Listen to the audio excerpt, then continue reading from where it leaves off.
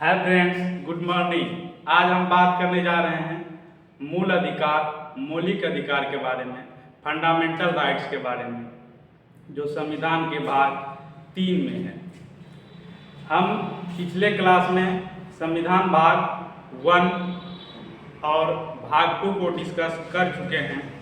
संविधान के भाग 1 में संघ एवं इसके राज्य क्षेत्र, जिसमें आर्टिकल 1 से लेकर 4 तक होता है, और नागरिकता, जो कि पिछले क्लास में डिस्कस कर चुके हैं, जो 5 से लेकर 11 तक होता है।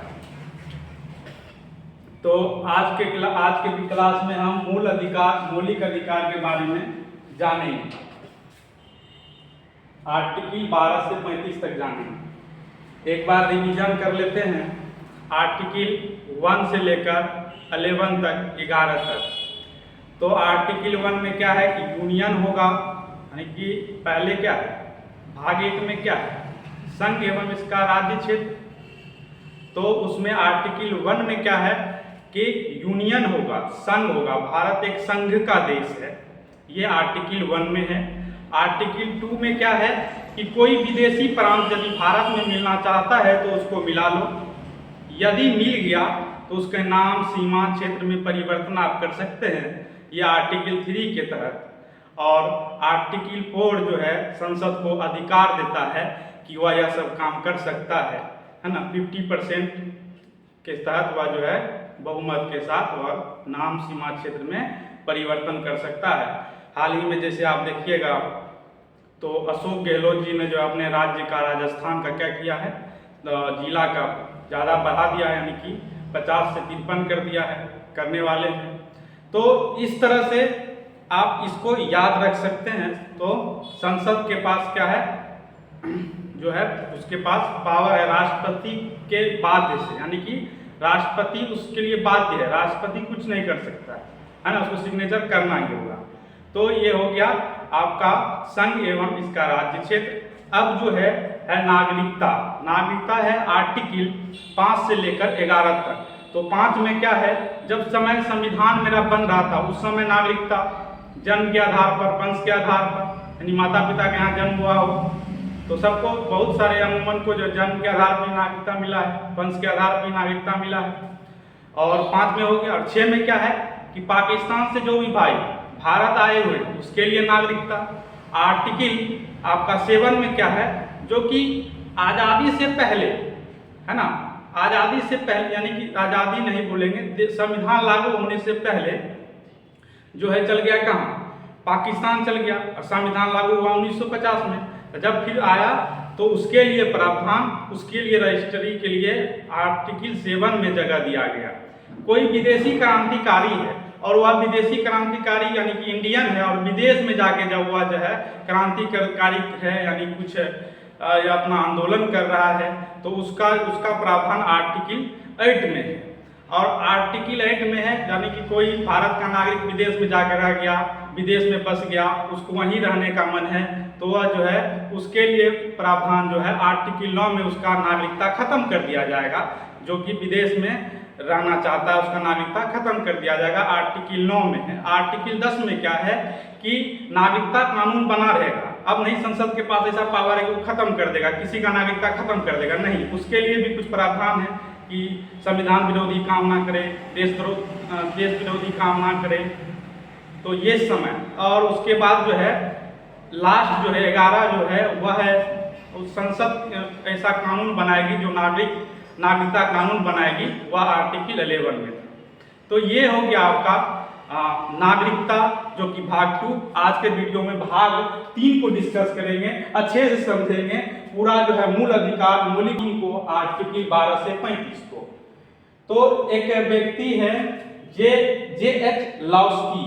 जब आप पॉलिटिकल साइंस के विद्यार्थी हैं, इसको पढ़ना जान रहे हैं, तो इसका नाम जो है बार बार आता है, लॉस्की साहब का। ये कहते हैं अधिकार के बिना कोई स्वतंत्र नहीं हो सकता तथा हर राज्य की पहचान उसके द्वारा सुरक्षित अधिकारों से होता है। यानी आपके पास अधिकार नहीं है तो आप स्वतंत्र नहीं हैं। ऐसा मानिए कि आपका जीवन नहीं है ना, लगेगा जीना बेकार है, अधिकार नहीं तो जीना बेकार है है ना। अधिकार क्या देता है? बोलने की आज़ादी, घूमने की आज़ादी, सभा संगठन करने की आज़ादी, कहीं जा सकते हैं, कहीं बच सकते हैं, कहीं कमा सकते हैं। लेकिन ये सब अधिकार आपके पास नहीं रहेगा तो आप क्या है, लगेगा कि नहीं स्वतंत्र नहीं है। तो जिसके पास जितना अधिकार है वह उतना स्वतंत्र है। हमके पास अधिकार है तो हम अपने आप को स्वतंत्र मानते हैं, यदि अधिकार नहीं रहेगा तो हम अपने आप को स्वतंत्र नहीं मानेंगे। तो यही होता है फंडामेंटल राइट। और इस अधिकार को ना तो कोई व्यक्ति आपसे छीन सकता है, ना कोई जो है आप गवर्नमेंट छीन सकती है। आगे बढ़ेंगे तो उसमें जो है राज्य के नीति निदेशकता तो उसमें जो है क्या है, तो सरकार के पास पावर होता है, सरकार जो चाहे वह कर सकती है। उसके तहत उसका एग्जाम्पल लेकर जब आगे पढ़ेंगे तो उसको पढ़ेंगे। राज्य की नीति निदेशकता तो में जानेंगे। सरकार को पावर होता है, जैसे कि मान के चलते हैं कि पोशाक योजना है, बालिका उत्थान योजना है, जैसे शराबबंदी हो गया, गौ हत्या प्रतिबंध हो गया, ये सब जो है उसमें आता है, राज्य के नीति निर्देशक तत्व में आता है। ये है मूल्य अधिकार, मौलिक अधिकार, जो कि ना तो कोई पब्लिक छीन सकती है आपसे, ना कोई गवर्नमेंट आपसे छीन सकती है। हाँ, लेकिन कभी कभी राष्ट्रपति इस पर जो है निलंबित कुछ दिन के लिए कर सकती है। जब कोई आपदा आ गया है ना, देश पे संकट होगा, मान के चलते हैं कि युद्ध हो रहा है, आप कहिए नहीं नहीं हमको यहाँ जाना है, यहाँ जाने की आज़ादी है आपको, है ना, चारों ओर घूमने की आज़ादी है, तो लेकिन उस समय आपको सरकार रोकेगी, आपका मूल अधिकार का तो हनन हुआ, तो उस समय रोक सकती है। राष्ट्रपति को अधिकार है कि रोक सकता है ना, तो निलंबित कुछ दिन के लिए कर सकता है। तो आप डिटेल में समझते हैं। तो जिसके पास अधिकार नहीं है तो वह क्या है, अपने आप को स्वतंत्र नहीं माना। जैसे कि आप जिंदगी जो है जेल में हो जाता है, वैसे समझिए आपका इधर अधिकार नहीं रहेगा, तो ऐसे आप खुला जो भी घूमिएगा लगेगा कि जेल हो गया। तो इसके तरह आप समझिए। तो अधिकार के बिना कोई स्वतंत्र नहीं हो सकता, अधिकार के बिना कोई स्वतंत्र ही नहीं हो सकता, तथा हर राज्य की पहचान उसके द्वारा सुरक्षित अधिकारों से होता है। यानी हर राज्य का पहचान उसके अधिकारों से होता है, उसके अधिकार को सुरक्षित कितना कर रहा है उससे उस राज्य का पहचान होता है। ये कौन कहते थे? लाउस्की जी कहते थे। अब जब अमेरिका का संविधान बना, कब? 1787 में। जब कनाडा का संविधान बना, कब? 1867 में। और जब ऑस्ट्रेलिया का संविधान बना 1900 में, तो इसमें भी मूल अधिकार का वर्णन नहीं था। समझ रहे हैं ना? ये सब जब लागू हुआ संविधान, ये सब देश का, अमेरिका, कनाडा, ऑस्ट्रेलिया, एक बार याद रखिएगा, कनाडा और ऑस्ट्रेलिया अभी भी ब्रिटिश के अधीन है ना, उसके मतलब रूल रेगुलेशन पे चलता है, गुलाम नहीं कहेंगे। तो उस समय भी मूल अधिकार नहीं था, बाद में इसमें संशोधन करके जोड़ा गया। तो ये हम इसको लिए कहाँ से? यूएसए के संविधान से इसको लिया गया है। यह परिवर्तनशील है, यानी कि वाद विवाद योग्य है, हम उस पर वार्तालाप कर सकते हैं, क्यों हुआ, कैसे हुआ, नहीं होना चाहिए, है ना। बहुत से मामले इसमें अटके हैं, फिर किसी वीडियो में इसका डिस्कस करेंगे। केशवानंद भारती मामला, ये सब जो है, ये सब मामला किसी दूसरे वीडियो में डिस्कस कर लेंगे तो अच्छा रहेगा। तो वाद विवाद योग्य है, व्यक्ति या सरकार जो है आपसे कोई नहीं छीन सकता है इससे। आपको यदि कोई छीन रहा है, आपका लग रहा है कि मूल अधिकार, मौलिक अधिकार आपका हनन हो रहा है, तो आप सुप्रीम कोर्ट, हाई कोर्ट जा सकते हैं। सुप्रीम कोर्ट या हाई कोर्ट में से कहीं जा सकते हैं, कहीं आप अपना जो है ये बता सकते हैं कि मेरा मूल अधिकार छीना जा रहा है, मेरा मूल अधिकार का उल्लंघन किया जा रहा है इस व्यक्ति के द्वारा, इस सरकार के द्वारा। आपके पास ये राइट होता है, फंडामेंटल राइट हुआ, मौलिक अधिकार। अब है राष्ट्रीय आपातकाल के दौरान निलंबित करता है, जो कि हम वीडियो में पहले बता चुके हैं। अनुच्छेद 12 ये परिभाषा देता है, और ये क्वेश्चन पूछा जाता है कि अनुच्छेद 12 में पहली बार राज्य का जिक्र किया गया है। अनुच्छेद 12 में ही पहली बार राज्य का जिक्र किया गया है संविधान में। यदि पूछा जाए क्वेश्चन कि संविधान में पहली बार राज्य शब्द का कहाँ उपयोग हुआ है, पहली बार कहाँ बोला गया, तो अनुच्छेद 12 में बोला गया है। ध्यान रखिए इस बात को। तो और इसमें हमको परिभाषा देता है, यानी कि फंडामेंटल राइट्स क्या है, यह परिभाषा देता है। कौन संशोधन कर सकता है, सुप्रीम कोर्ट, हाई कोर्ट जो हम लोग जा सकते हैं, इस तरह की जो विधि है। एक लिखे हैं पुनर्विलोकन, यानी कि न्यायालय में जो है वाद विवाद जो बोले ना, वाद विवाद होगा, न्यायालय में जाएगा, कोई कानून बनेगा तो वह न्यायालय में जाएगा। अब जज को जो लगेगा सही वह करेगा इसमें डिसीजन, है ना। एक बार देखे कि सही है कि नहीं है कानून बना हुआ, ये है। इसी में पहली बार राज्य का जो है जिक्र किया गया है। अब अनुच्छेद 13 में क्या है, असंगत है।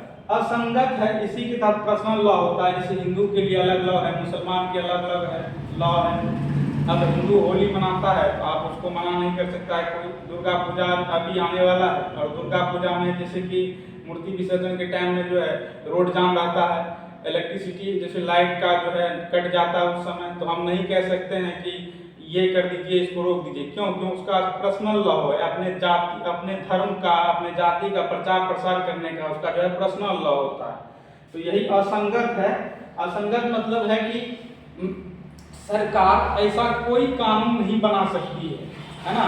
इससे पहले जब सब ये बन रहा है, इससे कानून जो है मूल अधिकार जो है जब लागू हुआ, इससे पहले और इसके बाद ऐसा कोई कानून नहीं बनाएगा जिससे मूल अधिकार का हनन हो, मूल अधिकार का उल्लंघन हो। तो इसके तहत ये आर्टिकल जो है 13 बहुत इंपॉर्टेंट है, याद रखिएगा। पर्सनल लॉ इसी के तहत है, यानी हिंदू मुसलमान अपना अपना जो कानून मानता है, अपना अपना जो विधिवत मानता है। जैसे कि हिंदू का शादी करने का विधि अलग है, मुसलमान का शादी करने का विधि अलग है, हर एक कास्ट का अलग अलग है। तो इसी के तहत होता है, यही पर्सनल लॉ इसमें आ जाता है आर्टिकल 13। उसके तहत जो है अपना अपना अलग अलग धर्म मानता है। अब आर्टिकल 13 तक जब हम समझ गए तो मूल अधिकार में 6 प्रकार का जो है इक्वालिटी का बात करता है। 6 तरह की जो है आपका इसमें अधिकार है। पहला कौन अधिकार है? समानता का अधिकार 14 से 18 तक, स्वतंत्रता का अधिकार 19 से 22 तक, शोषण के विरुद्ध अधिकार 23 से 24 तक, धार्मिक स्वतंत्रता का अधिकार ये जो है 25 से 28 तक, संस्कृति और शिक्षा का अधिकार 29-30 हो जाएगा, संविधान उपचार आर्टिकल 32 हो जाएगा। ये क्वेश्चन पूछा जाता है, आप इसको ध्यान में रखिएगा। अनुच्छेद, अब हम जा रहे हैं किसको पढ़ने? समानता का अधिकार, इक्वालिटी, राइट टू इक्वालिटी को पढ़ने जा रहे हैं, है ना।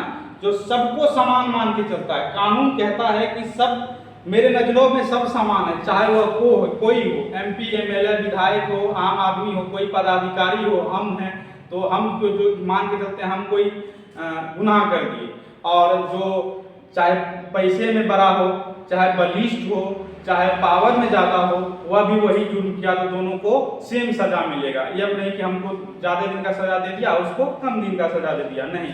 यही आर्टिकल 14 कहता है। क्या कहता है? कि विधि के समक्ष समानता, यानी कानून कहता है कि हम अंधा है, हम कुछ नहीं देखते, हमको साबित करके दो, हमको साबित जो करेगा वही हम सत्य मानेंगे, जो हमको साबित हो जाएगा वही सत्य होगा। मेरे आगे कोई जो है धर्म भेदभाव नहीं है कि ऊंच है, छोटे है ना, पदाधिकारी है, ये है, वो है, कुछ नहीं मानेंगे, सबको हम समान मानते हैं। और समान कर इसीलिए जो है आप देखिएगा न्यायालय में जो है पट्टी लगा रहता है, आंख पे पट्टी बांधा रहता है और हाथ में तराजू लिए हुए रहते हैं।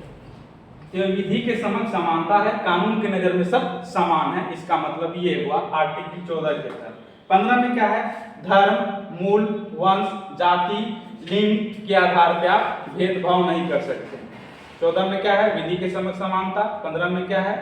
मूल, धर्म, वंश, जाति के आधार पर भेदभाव नहीं कर सकते हैं। लड़का है तो लड़की है तो भेदभाव नहीं कर सकते हैं, ऊंचे जाति का है तो नहीं कर सकते हैं, है ना।